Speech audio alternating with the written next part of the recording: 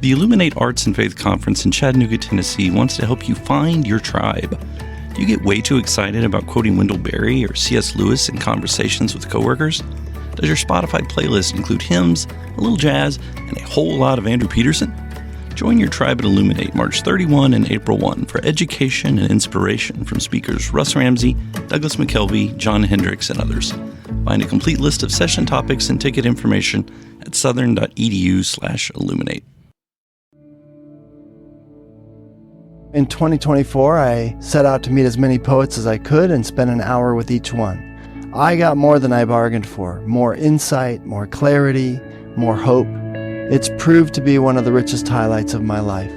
17 writers, 17 deeply human conversations that made me sit up and pay attention. Franz Kafka once said, if the book we're reading doesn't wake us up with a blow to the head, what are we reading for? A book must be the axe for the frozen sea within us.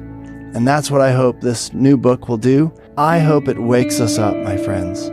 I hope these conversations will be the catalyst for something to be reawakened, re-enchanted, and reinvigorated. It's called An Axe for the Frozen Sea, Conversations with Poets About What Matters Most. I'm Ben Palpin, and I hope you'll come and listen in as I spend a little time with poets like Lucy Shaw, Malcolm Guite, Dana Gioia, and Lee Young Lee. Pull up a chair at the table as we dig into what it means to write well and to live well. An Axe for the Frozen Sea is now available from Rabbit Room Press. Visit the store at rabbitroom.com, or better yet, ask about it at your favorite bookseller.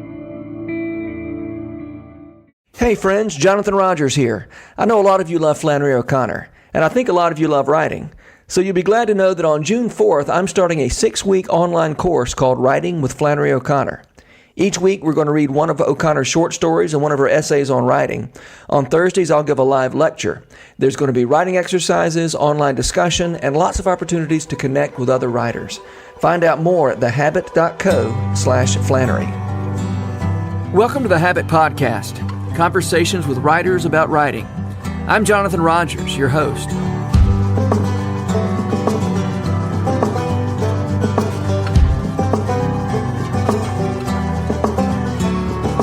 Scott Sauls and I go way back, as you'll hear in a minute. In fact, the first time I ever had tiramisu was at Scott's rehearsal dinner in an Italian restaurant in St. Louis. That's just one of the many ways that Scott Sauls has enriched my life. He is senior pastor at Christ Presbyterian Church in Nashville. Before that, he was a pastor at Redeemer Pres in New York City. This week marks the release of his 5th book, A Gentle Answer. Scott's gentleness and generosity of spirit come through in every word he speaks and in every word he writes. Hey, Scott Sauls, I'm so glad you're on the Habit Podcast. Thanks for making time for me. Thanks for having me, Jonathan. Appreciate you having me on. And we have known each other for a long time. That's right. We went to college together, so I knew Scott Sauls when he was about, 19 years old or something. That's right. You actually, Jonathan, were instrumental in me becoming a follower of Christ. I don't even know if you remember your instrumentality there, but you were a very, very key person in that process for me. Well, back in the Furman days. Yeah, right. Well, I remember taking a trip to Warner Robins and you taking me to the creeks that became the inspiration for your trilogy. Yeah, right. Smoked some Swisher Sweets together. Can I tell your listeners that was my first ever thing that I ever smoked, and I think it was the last thing I ever smoked. Your mom was really proud that you had the highest SAT score in the history of Warner Robins, Georgia. Yeah. So, all right, moving on. I could say more. You married really well. I could say more about you. You married up with Lou Alice for sure. What's that? You married up? Yes, you're correct. We all did, but yeah, right. Who's interviewing who? Yeah, right. Sorry. That's a good question. Who's interviewing who? My bad. I will also say that my one what do you call it? The one intramural championship T-shirt I own from Furman. I own not because I won an intramural championship, but because you had so many, you gave me one of yours. I think it was for ping pong. Yeah, I was the reigning 4-year consecutive ping pong champion. It has not gotten me anywhere in life. Well, but it felt important back then. Yeah, right. Well, moving on to more recent accomplishments. You have a book coming out, which I think is coming out the same week that this episode is going to air, called A Gentle Answer. And Yes. This is your 5th book, is that right? It's my 5th book, which is pretty bizarre because I never planned on writing books. It just sort of happened. But yeah, it's number 5. Yeah. And so I was asking you before we started recording, the covers look like it's some kind of series, but you're saying it's not, properly speaking, a series, these books that you've written. No. I mean, Befriend and Jesus Outside the Lines are my first 2 books, and they kind of sorta could go together as a pair. And this latest book, actually, and I actually inserted this remark in retrospect after writing A Gentle Answer, that it kind of shaped in to a prequel of my first book, which is the book that's done, been read more than the others, Jesus Outside the Lines, and A Way Forward for those who are tired of taking sides. It just sort of speaks into various issues, outrage culture, cancel culture, et cetera, and how Christians ought to walk in love in all of the different contested issues that we find ourselves in conversation about. But A Gentle Answer is more of the heart work. It turned out to be more of the heart work that prepares us to engage well. Because if, like Tim Keller says, if we haven't, if we're not breathing in our oxygen, then we're gonna, spew something ugly. And so this book is more about breathing in the oxygen of the, the gentle and humble in heart nature of Christ, and then, having our souls fortified and strengthened to be able to handle a climate of us against them and hostility and, all the, kind of the partisan rancor that we see and experience every day. And hopefully engage well. So hopefully it'll move the needle a little bit. I love, one thing I love that you talk about in this book is the idea of whereas outrage culture is about what I'm against, it's really important that we be for something. And that seems like really important advice for a writer. I mean, even if your writing requires that you speak out against something, it's super important that grow out of what I'm for. And I guess, I don't know, I guess everybody claims that the only reason they're being outraged is because they're really for something. Yeah. I think there's a country song. I can't remember who the songwriter was, but I think I heard somebody play it at the Bluebird. But the lyric is, you won't have to ask what I'm against if you know what I'm for. And I thought that was a really great line. Why be a negative Nelly when we don't have to? Why be a negative Nelly when we can make the same point in a kind-hearted, endearing, persuasive way? I don't know a lot of people who've been persuaded by being shouted down. I know a ton of people who've been persuaded by being lovingly, reasoned with and walked with. Yeah. Well, that brings up the question: are people really interested in persuading other people? I hope so. I hope there are a few of them left. I think the other Mr. Rogers, Fred Rogers, I think the renewed interest in Fred Rogers answers that question. Wildly popular documentary about his life came out about 2 years ago, year and a half ago, and then followed by a blockbuster film where Tom Hanks played Fred Rogers, and I think there's such a thirst because there's such an absence, or been such an absence, at least publicly. The private stories are much different. I think there's a lot of gentleness and kindness going on in private realities, but in the public space, gentleness, kindness, Mr. Rogers' 3 favorite words, I like you, are very rare. And so I think that's sort of kindled the thirst that we all have for kindness. So hopefully there'll be some momentum there. Yeah, you asked a minute ago. You asked a question rhetorically that I think might be worth talking about non-rhetorically, and you said, "Why be a negative Nelly?" Mm-hmm. But there are some reasons that people are a negative Nelly that I think are worth. Yeah, John the Baptist, et cetera. Sure. Well, I'm not talking about John the Baptist. I'm talking about I'm talking about what people get out of being negative. Oh, you mean like the emotional reward or the growing tribe around you? Yeah, I'm thinking more along those lines. That you make the case that kindness and gentleness and being for something is a better way to go, and I certainly agree with that. But on the other hand, when it comes to moving the political needle, to manipulating people, to selling stuff, fear and anger really do sell, and it takes something special to resist the temptation to go that way. Yeah, fear and anger get more clicks for sure. Unless you're talking about Mr. Rogers, it's a case study. I think it's a compelling case study.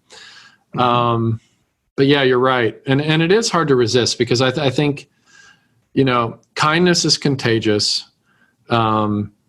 Negativity is viral. I think negativity spreads a lot. It spreads like COVID-19. Kindness spreads like the common cold. It spreads, but it's harder to catch. Mm-hmm. And I don't know what that is. I think, I think theologically, I think we know why that is.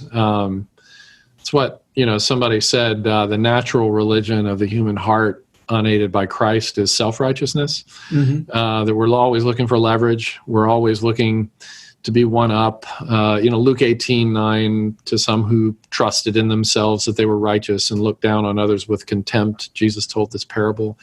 I think that's a pretty good description of the human heart that has not allowed itself to be touched by the kindness of Christ, or maybe even by the kindness of other people.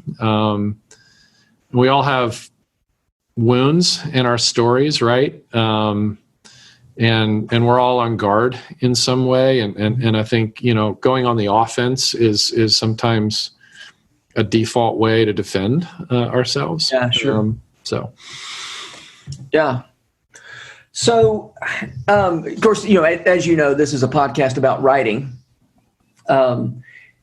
So it's so important that we as human beings be instruments of peace. Now you've written 5 books, so you have some experience, quite a bit of experience writing, not to mention all the sermons you've written. What are your thoughts on writers as an instrument of peace?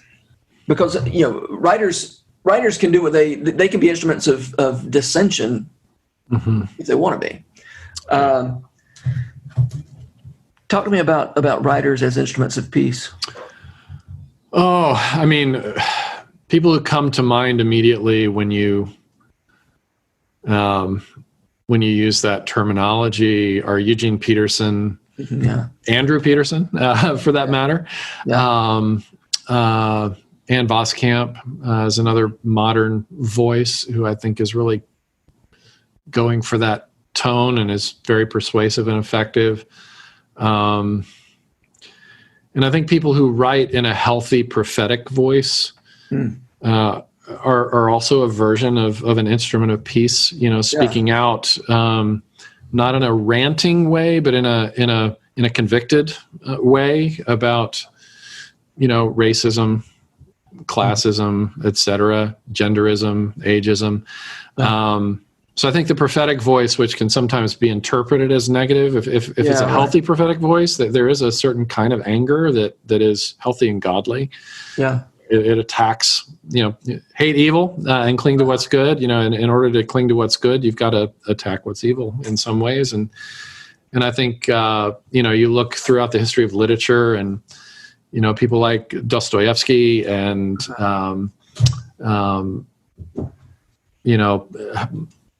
plenty of others like him, have made political statements with the power of the pen. King, Martin Luther King, Testament of Hope, and other works that he's published. People like John Perkins, just in terms of civil rights and racism, and name your subject. Whatever happened to the human race with Francis Schaeffer, and C. Everett Koop, addressing justice issues for the unborn, and so the pen's a powerful thing, because if somebody reads a book, it becomes shareable. It's not over like a radio program. Right. It's like a podcast episode. If it grabs somebody, if it resonates, then it has a potential of being widely shared and growing in influence and so on. So, words are powerful. Words brought creation into existence, right? Yeah. How do we know the difference between a prophetic speaking out against something and just outrage? Man. Sometimes they can look like exactly the same thing to the onlooker, right? I think a lot of it, only we can see what's going on in our hearts, right? But like John the Baptist and the Pharisees, in some ways there was pretty significant crossover in their message, right? But John was after something, that Christ would increase and that he would become less. And the Pharisees were after the opposite, that Christ would decrease and that they would become more. And both of them preached the law. Both of them preached the message of, warning, repent or perish. But one was, speaking for Christ's sake. The other was speaking for his own sake. Yeah. You quote John Perkins in the beginning of A Gentle Answer as saying, we're the first generation to make hate into an asset. Mm-hmm. That's such an interesting idea. I guess I want to. I'm trying to understand what writers who care about gentleness, kindness, fairness, who are interested in telling a truer story than outrage, right? Mm-hmm. I guess my question is, what gives you hope that gentleness can survive in a world where hate is an asset? And you can't answer Mr. Rogers. Okay. Oh, come on. That's like the one card I have is the Mr. Rogers card. No, because here's why. I thought you'd like that since you share a last name. That's right. I do like it, except that so many of the people I see around me who are so mad all the time grew up on Mr. Rogers. Yeah. Hey, good point. I think the answer is there's hope because it's happened before. Mm-hmm. Look at the story of redemption.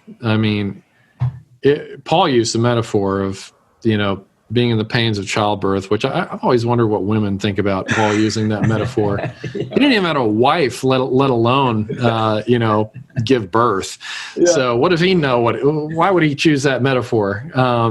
But in all seriousness, I think childbirth and the pains of it and the groans and the blood on the ground, if I can get graphic about it, mm-hmm. is a metaphor for the way that healing has come into the world since the beginning of time. Mm-hmm. You take a look at the Bible, and there, I think, is one book in the Bible, maybe one and a half, let's say half of Proverbs also, maybe another one, maybe Song of Solomon or Song of Songs, whatever you call it or want to call it. But Ecclesiastes is really the only book written by a guy who has succeeded by every measure at the so-called American dream, right? And he strikes us as the most miserable person in the Bible.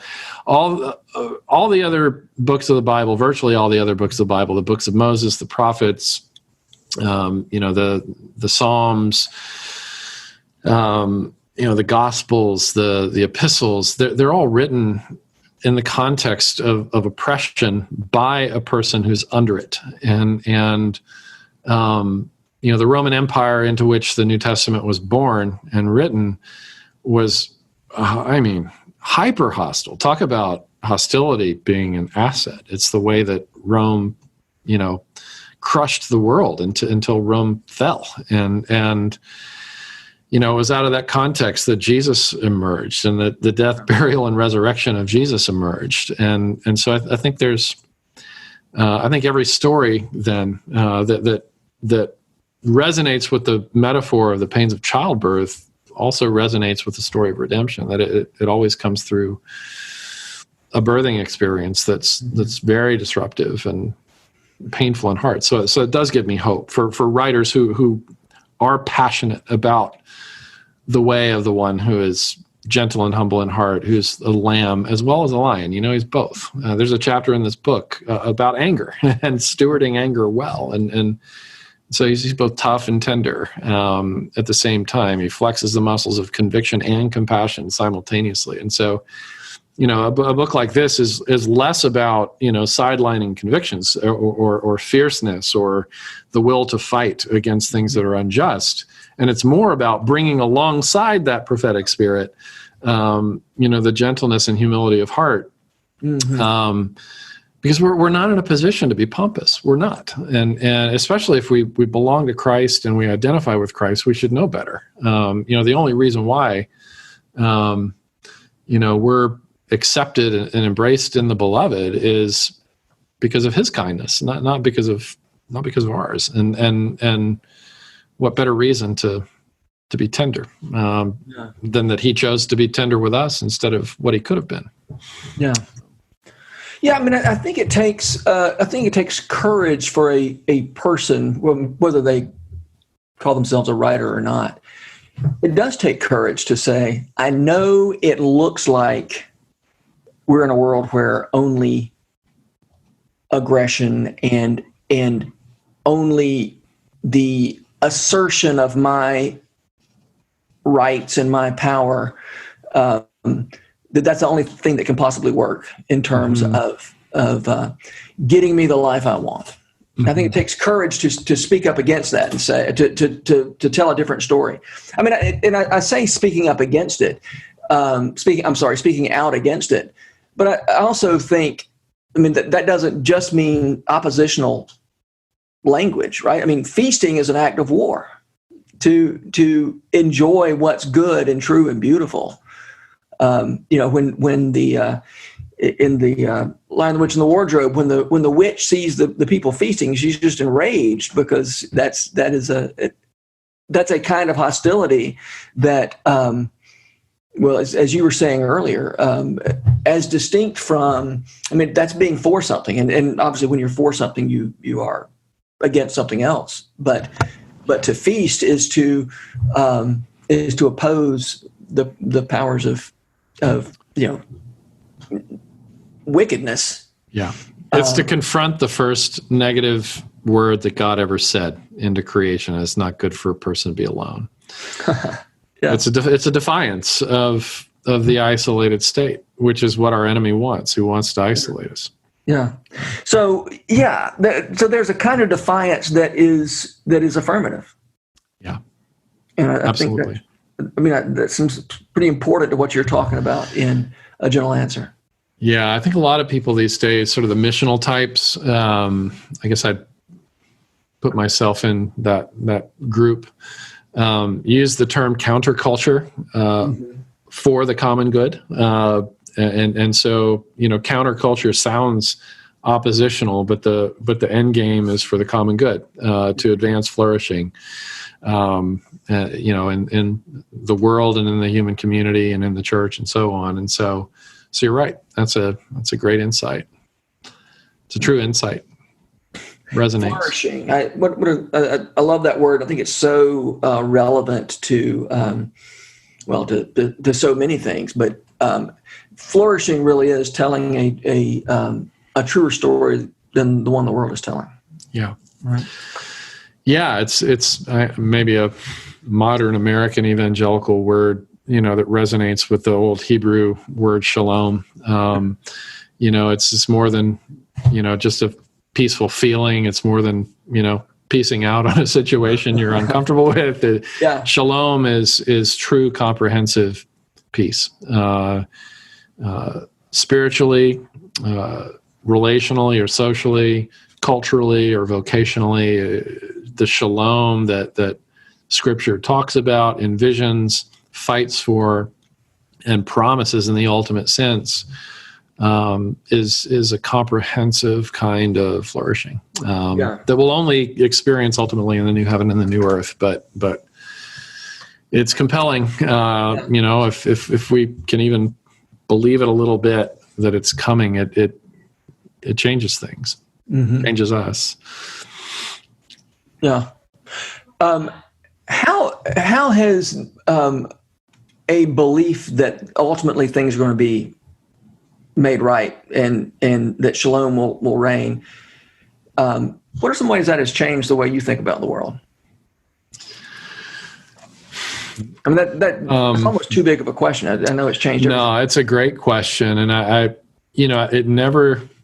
N.T. Wright has been really helpful for me on that particular question, because he's, I don't want to say he's reframed anything. He's just bringing to light things that have always been true that I didn't see. And maybe a lot more Anglicans saw it than Presbyterians early on, but I didn't see until really just maybe start seeing until like 8 to 10 years ago, when I started engaging with his thought around how the vision, the biblical vision of glory, of the new heaven and the new earth, informs now.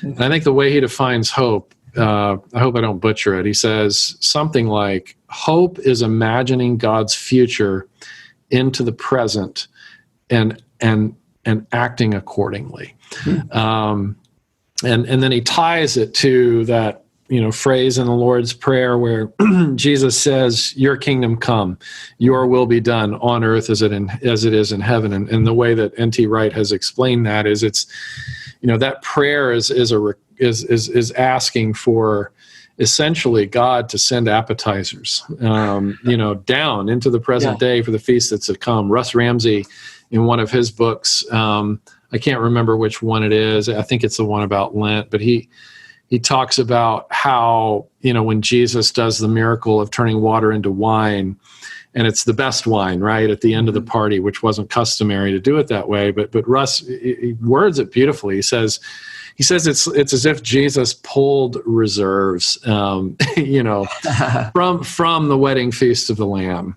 down into that moment. I mean, I'm getting chills as I me too say that. It was just such a beautiful way to picture what Christ was up to, or could have been up to in that moment. Was, hey, you ain't seen nothing yet. No eye has seen, no ear has heard, no taste buds have, tasted, what the Lord has in store.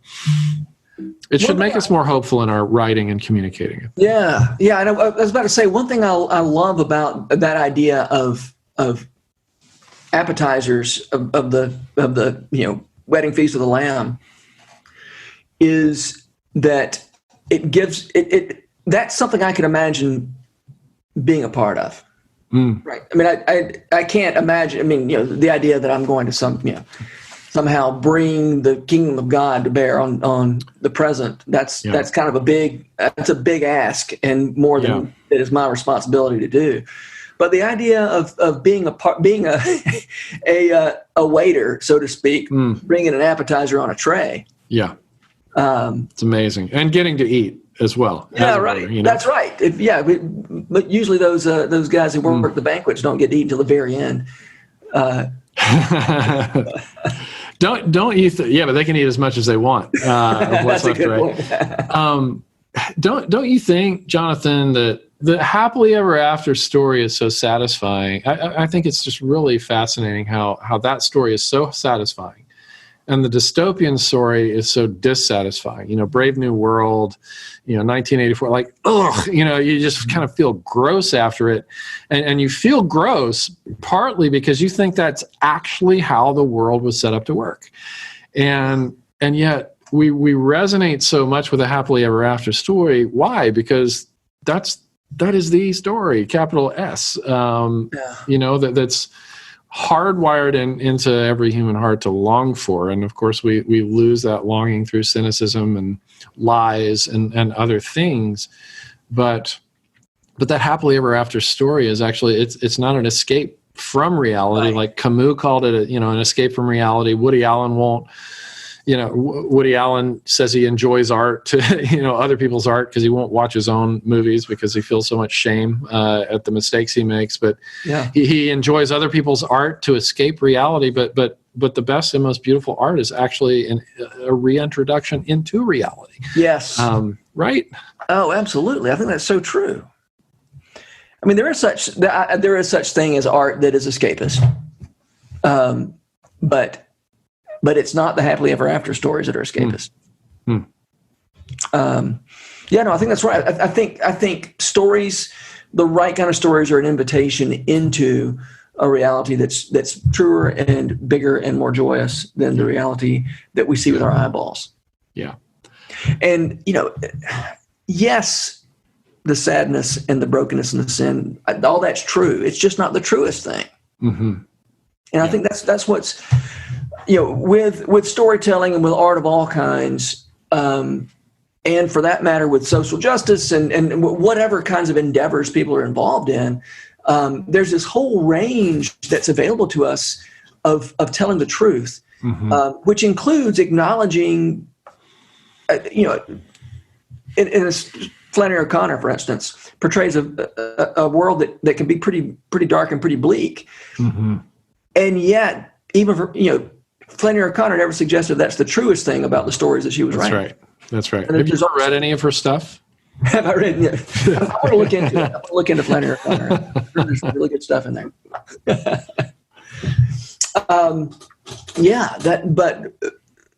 That model of truer and truest, I think is really so helpful for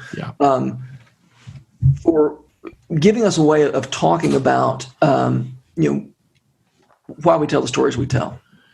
Yeah, I mean, I don't know. I've never heard it put that way, truer and truest, but to me, it fits perfectly into the categories of the creation, fall, redemption narrative, right? It's true that God created things perfect and people messed it up, created disaster for ourselves, and then the truer part of the story is that we're in an in-between time, right, where Jesus has already begun the process of making all things new, and where his kingdom has already come in subtle but very real ways. And then the truest story is where the trajectory is headed, the final outcome, the one and only everlasting chapter of the book, which happens to be the last one, right? All the other chapters are temporary, at least in space and time.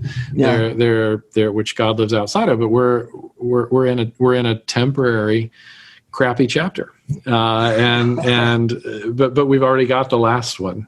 It's written. It's sealed. It's the story. It's the truth about life, and it's that happily ever after that stirs our longing every time we read a story that ends well and that justice is served and the bully is sat in the corner and the bullied kid is class president. It's just something that resonates, right? I also think this idea of the true and the truest is super helpful with our anthropology and with our way we talk to one another and ourselves about our own failures, to say, it's true. You really screwed up, or I really screwed up, but that's not the truest thing about us. Yeah. It's not. Sometimes it feels like the truest thing, yeah. but you're right. It is not. It is not, even when it feels like it is. We talk about that. Just in our own ministry context. One of the kind of regular phrases that we speak is that in terms of identity and trajectory. Your identity and trajectory are exactly the same in Christ in your very best moment as they are in your very worst, and vice versa. They're just certain things that are certain and fixed that we're just positioned to receive and don't really function as contributors. In terms of how, things like redemption are accomplished and applied. And yet we get to enter into it and participate in it. So I'm getting theological. This is really more about writing books. Yeah, I know. I was trying to think how to rein that back to writing, but I think it's going to let the theological point stand. Well, there have been things written about these things. That's true. Good point. Yeah. Okay. On a more practical, not a more mundane note, not more practical note. You're busy. How do you write books? I mean, you're the senior pastor of a large church. How do you do? Where do you work this in? So, some things come really slowly to me, and other things come really quickly. And one thing that comes slowly is writing chapters. One thing that comes quickly is writing sermons. And, it used to take me 20 hours to write a sermon. Now it takes me about 4. Okay. And every sermon has probably 60% in it of any given chapter's material. And so a sermon gives me a head start for the laborious process of writing a chapter. When I first started writing, I thought that it would just be an interchangeable discipline. And it's so different, because when you write to speak, you don't feel this pressure to be a perfectionist, because you know that there's going to be something that happens. If you've done it enough, you know that in the moment there's going to be sort of this fresh insight. The theologians call it unction for preachers, but there's this sort of, if you write your 70%, sermon, the remaining 30% comes to you in the spoken moment, typically. Right. It doesn't work like that with writing. Yeah. Like you've got to nail it because when you're done, you're done. And, thank the Lord for editors. You don't need one. I need one. Right now, my editor is Webster Younts, who's over at HarperCollins, Thomas Nelson, and he does a great job. But I also feel like I'm back in college English class because he's so dogged on, are you sure Gandhi said that? Are you sure that, can you, cite the original source? Because, what so-and-so quoted, that doesn't count. Yeah. So he's like a professor, which you would appreciate. Yeah. And it initially rattled me, but after the fact, I feel like, okay, so thankful to have somebody who cares that much to push me. What's that? Is it a good editor? Such a treasure. Oh my goodness. And he's a genius with words. He's a genius with, what lands and what doesn't. And so that really, really, really helps a lot. And I hit the jackpot with, with my 2 Tyndale books too. Just had a great editor, and we were on the same wavelength. So there was no ideological tension or anything like that, which can sometimes be a problem, as I understand it. But yeah, I need those editors to sort of, my wife is actually the first editor, and she does a great job. Like she's amazing at those things, and but the publisher really helps in assigning a partner to sort of get it right. Yeah. But yeah, I write 1 day a month. If I'm in a writing season, I ask for a 1-year writing period on a book, and I will isolate 1 full day to write a chapter each month, and that's it. And I can typically get a chapter out in a full day. And the hard part when you spread it out that much is, to keep that sort of cohesive thread going through, because you get amnesia about what you've written before. But that's probably the only way it would work for me right now. I so admire, Jonathan, people like you who write like full time, and that's like your thing. I just don't think I'm good enough at it to I feel like I'm the right-hander, being trained to pitch left-handed when I write, in ways that like speaking feels like a right-handed pitch with my strong arm, and writing feels more like a left-handed pitch. Yeah. Well, so writer's block is especially painful when it happens too. When it happens on your one day of month, you've set aside. Oh my goodness. Yeah. You're up a creek if it happens on your one day, but I don't know if you've probably never dealt with writer's block in a big way, but man, it's painful. Whole years of it. So really? Yeah. Wow. Could have fooled me. But I've read your stuff. You could have fooled me. Well, I wasn't writing that stuff when I was on my writer's block. We'll talk about that some other day. All right, last question. Who are the writers who make you want to write? Eugene Peterson. Yeah. Top of the list. Sure. And this is probably my Enneagram 4 coming out. Henry Nouwen, Brennan Manning. I love writers who, when I'm done reading what they've written, I feel more at rest. And so, I love that, man. I wish you had said that earlier before we still had plenty of time to talk. Okay. And I love Flannery O'Connor too. Whose work makes you feel more at rest. Yeah. I mean, those are the ones that because I'm a type A, and so I have a restless dynamic to my personality and my wiring. And so it's centering, but I also really jive with Flannery O'Connor and just the, how she kind of catches you sideways with the, the zinger that makes you feel awful about the universe. And then, but brilliantly tucked in there is redemption realities, right? The Leonard Cohen, there's a crack in everything. That's how the light gets in. I think she writes that way.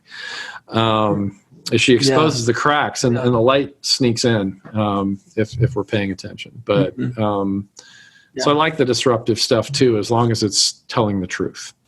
I can deal with a really troubling, difficult, painful read as long as it's telling the truth. Yeah. All right, Scott Sauls, thank you so much for being here. This has been fun, and I hope we can get together in other contexts soon. Let's do it. What do you call it? The dudes. June of the Dude? June of the Dude. It's coming up. June is coming up. Yeah. We'll sit 6 feet apart and do June of the Dude somewhere. I'll offer my driveway if you prefer. So that sounds great. All right, man. Thanks. All right. Thanks.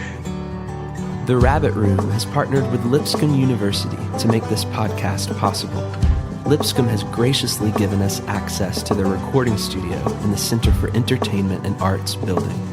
We're so grateful for their sponsorship, their encouragement, and the good work they do in Nashville.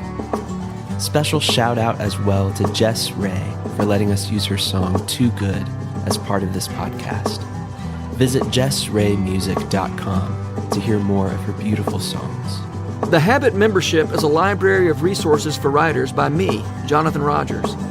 More importantly, The Habit is a hub of community where like-minded writers gather to discuss their work and give each other a little more courage. Find out more at thehabit.co. This podcast was produced by The Rabbit Room, where art nourishes community and community nourishes art. All our podcasts are made possible by the generous support of our members. To learn more about us, visit rabbitroom.com, and to become a member, rabbitroom.com/donate.